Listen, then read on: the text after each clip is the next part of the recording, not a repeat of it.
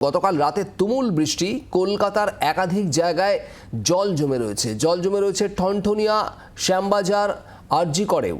দক্ষিণের একাধিক জেলাতে আজও ভারী বৃষ্টির পূর্বাভাস থাকছে।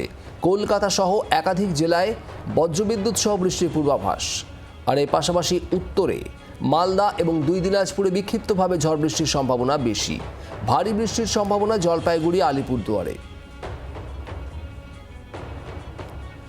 অয়ন ঘোষাল আমাদের প্রতিনিধি রয়েছেন সরাসরি। অয়ন, ভারী মাত্রায় বৃষ্টি গতকাল আমরা দেখলাম কলকাতা এবং পার্শ্ববর্তী অঞ্চলে, আজ দিনভর কি পূর্বাভাস?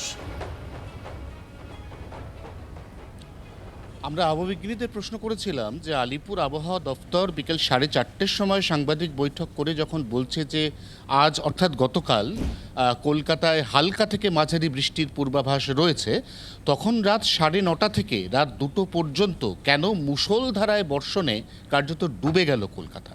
আবহাওয়াবিজ্ঞানীরা বলছেন যে এই বৃষ্টি তাৎক্ষণিকভাবে শক্তিশালী মেঘপুঞ্জ একই জায়গায় জমা রাখার পরে হয়েছে। এই মেঘপুঞ্জগুলি ট্রপিক্যাল অর্থাৎ মৌসুমি অক্ষরেখার হাত ধরে এক জায়গায় দীর্ঘক্ষণ অনড় অবস্থান করছিল।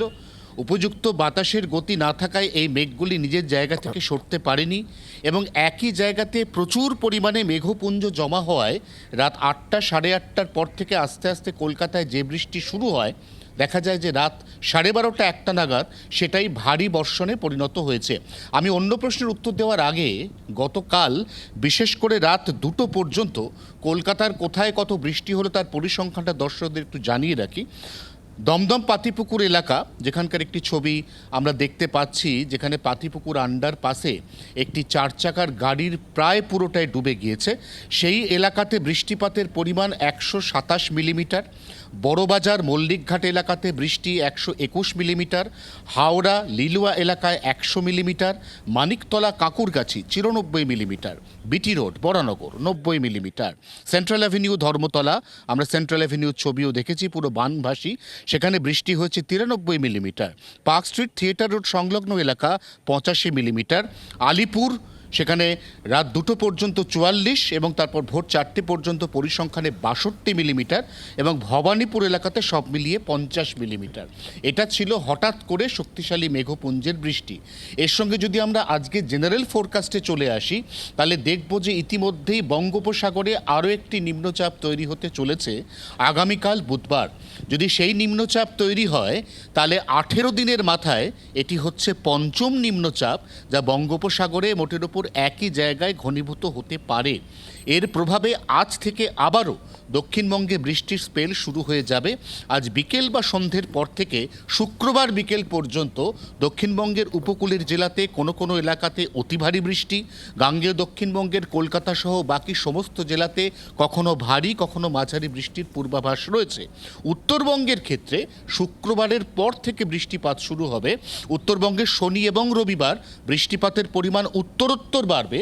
আগামী রবিবার উত্তরবঙ্গের ওপরের দিকের 3 জেলা দার্জিলিং, কালিম্পং এবং কোচবিহার, সেখানে অতি ভারী বর্ষণের পূর্বাভাস ইতিমধ্যে জারি করেছে আলিপুর আবহাওয়া দফতর। শুভদিন। তোমাকে ধন্যবাদ। আবহাওয়া দপ্তরের তরফে ঠিক কি বলা হয়েছে শোনাবো আপনাদের। এখন আজকে আমাদের উত্তর পশ্চিম বঙ্গোপসাগরে একটা ঘূর্ণাবর্ত রয়েছে, আর এর প্রভাবে 12 তারিখের আশেপাশে একটা নিম্নচাপ তৈরি হতে পারে। আর তার প্রভাবে আমাদের দক্ষিণবঙ্গের উপকূল অঞ্চলের জেলাগুলিতে 11 থেকে 14 তারিখের মধ্যে 1-2 জায়গা করে ভারী বৃষ্টিপাত হতে পারে। আর আগামী 24 ঘন্টায় আমাদের দক্ষিণবঙ্গে ভারী বৃষ্টিপাত কোনো সতর্কতা নেই, তবে হালকা থেকে মাঝারি বৃষ্টিপাত বজ্রবিদ্যুৎ সহ বজ্রগর্ভ মেঘ সঞ্চার হয়ে বিক্ষিপ্ত হবে অনেক জায়গাতেই হওয়ার সম্ভাবনা থাকছে। আর উত্তরবঙ্গে ভারী বৃষ্টির সতর্কতা উত্তরবঙ্গের জন্য আগামী দুদিনে নেই। মৎস্যজীবীদের আগামীকাল থেকে 11 তারিখ থেকে 14 তারিখ পর্যন্ত সমুদ্রে যেতে মানা করা হয়েছে।